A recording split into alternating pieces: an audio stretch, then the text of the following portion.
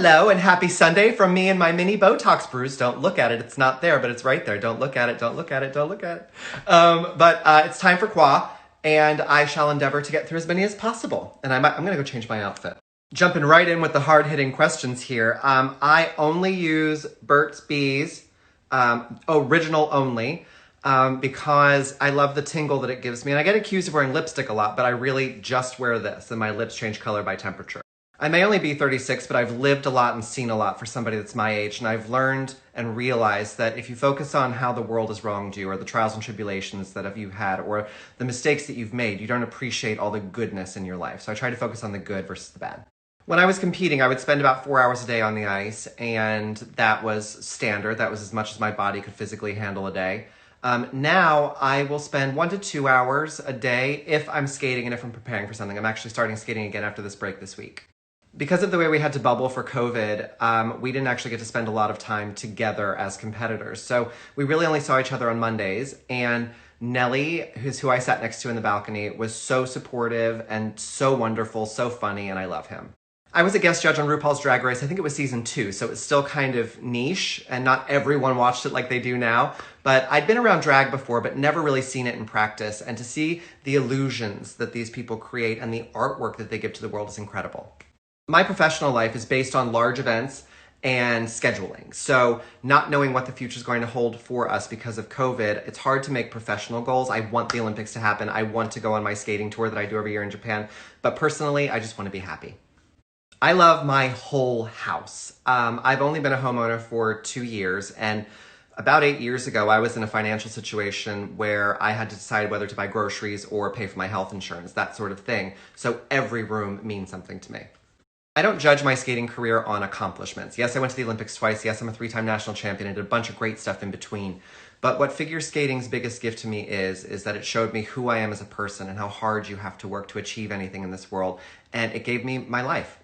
Well, congratulations, because elite sport isn't for everyone and it's not for every family, but if you're in it to win it, go for it. But the best thing that I can say that my mom has done for me is that she never tried to be my coach or my manager. She was always my mom, and that was so important to me. The level of acceptance and tolerance and equality that's out there now is so different than even when I was growing up. And I think the best advice that I can give is to build a strong and loving relationship with yourself first, and to remember that you are loved. There are so many, but one of them is definitely when Moira is officiating Patrick and David's wedding. Ew, David. And she forgets Patrick's last name, so she's like, Patrick, boo, boo. I didn't really have one, but I remember so clearly in 2006 at the National Championships, which qualified me for my first Olympic Games, that I was in St. Louis, Missouri, and a local delicacy was like this warm butter cake or something. And as soon as I won my title, I had my cake. We have a lifetime of memories already, but Tara and I, we shoulder a lot of burden and a lot of pressure to do what we do and to do it well, and to juggle our personal lives with it. And to know that I have such a dear friend to go through it all with is the best gift. My fashion sense is very avant-garde, and too much is never enough. And I don't care if anyone likes it, as long as I do, that's all that matters. And a house has to have an aesthetic. And my house, I find, is very Narnia, very jewel box, and ever so slightly cold and unwelcoming. I don't work with a designer because I know my aesthetic, I know what I like. And while it might be more time-consuming and difficult to do everything on my own, I would rather live in something that I've chosen from the ground up versus living in something that somebody has reflected onto me. My mother actually asked me this yesterday, 36 years of knowing me, and she's like, what is your favorite thing to eat? I can always throw down with the pizza and pasta and chicken fingers. I love a good steak. I love, it's going to sound super like ice skatery, but I love a good salad. Full disclosure. I have a rough idea, but like COVID. So I have a spring tour in Japan that I always do if it happens. I've got the Summer Olympics in Tokyo if they happen. Of course, I commentate figure skating, and the figure skating season is not over yet, and it'll start again next fall if everything happens. For those of you who don't know, I was on season 2 of The Masked Singer, and I was the egg. And it was a weird experience, but so much fun. I'm not a gifted songstress, so I knew it was going to be out early, but I could also only see through like that much of my mask. So stage placement and stuff was so hard. Well, it was interesting. So I didn't have the money to homeschool, so I went to public school. My high school was Newark High School in Newark, Delaware, because it was near my rink. And I had a shortened day, so I did all my classes in the morning. And And somehow, despite only taking like half days and getting all my important classes done, because obviously I didn't need health class or things like that, or lunch, but I was in the top 10 of my class. And high school was odd because I was like the skinny gay kid, but then when I was on TV, it was even weirder. I love broadcasting and I love my current job and my career that I'm trying to build in television. And I've done the Super Bowl and the Olympics and the closing ceremony and figure skating at the Olympics and figure skating all year round. But one event that I would love to commentate or host is the Eurovision Song Contest. I'm a crazy fan. Bless them. I mean, animals have hard lives. Not my dog. He has a blessed, glorious life. I mean, filet mignon, baby. But if I was going to come back as just like a non-domesticated animal, my spirit animal is like an albino peacock. So let's just say that. Hopefully that's written in the stars for me one day. I'm a huge fan of Mikhail Baryshnikov, and I was hoping, like, if I continued my competitive skating career, that one day he might choreograph for me or help me put together a performance, and I absolutely love him. I was 6, and that might seem early or shocking to people. I don't know why it was 6, but let's just say my first sort of feelings came when Richard Gere did more for me in Pretty Woman than Julia Roberts. A week from Monday, I am traveling to Las Vegas for the U.S. Figure Skating Championships to commentate it for NBC with Tara and Terry and Tanith and Andrea Joyce.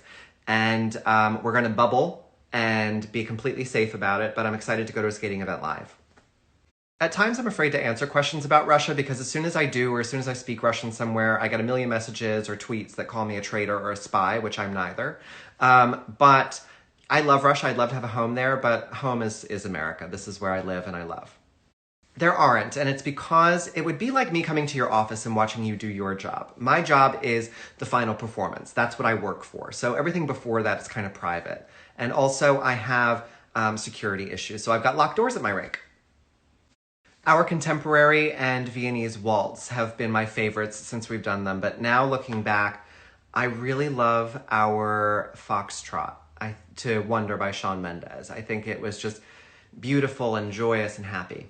I'm proud of all our performances because they were all difficult in their own way, but the semifinals, I could see the writing on the wall that my time in the competition was limited, and I cried the entire night off camera in between performances, but I never gave up, and I delivered my dances, and I'm proud of that. I am so superstitious, and I have so many superstitions that I can't even get into them all. Like a bird flies by in a certain way, I'll be like, there's going to be success in my future.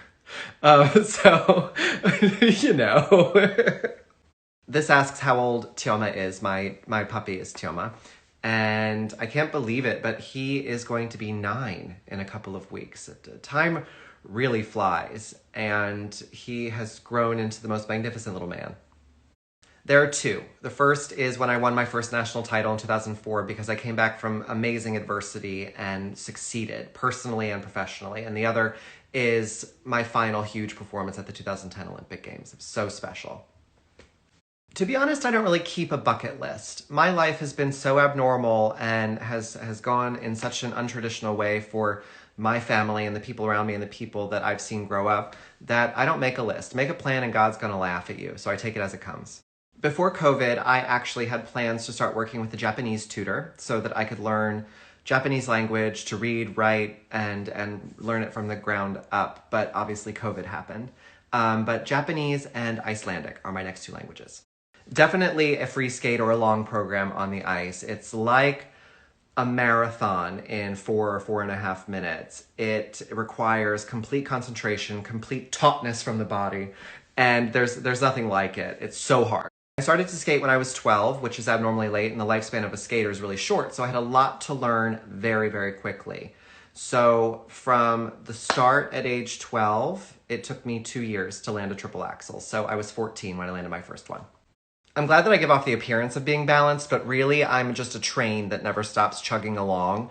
The only way to really get me down for an entire day of Netflix binging, like, boing, is if I'm hungover, honestly. I love the Viking series. I love Versailles. I love a historical period piece. History is definitely super important to me, and I love things that, while they might be a little bit fictional, enlighten me to things. It's all about the base value. So a quad toe loop is worth a lot more than a triple toe loop. And even if you perform the triple toe loop perfectly and get +5 grade of execution from all the judges, it's still not as valuable as a poorly executed quad toe. The amount of questions I get about my eyelashes is just mind-boggling to me. So they are mine, they are natural. The only thing that I do, and it's only if they get like while I'm sleeping in my mask, is I'll use a comb to brush them out in the morning, but they're not permed or anything like that.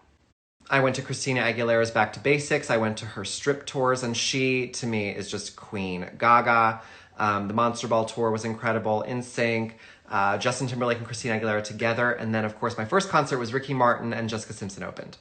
There are so many special memories from Dancing with the Stars, honestly. I mean, I cherish my friendship with Britt, and that is the best gift that I got out of Dancing with the Stars. But honestly, to perform for you guys every Monday and be an entertainer and do what I love to do, that was the best.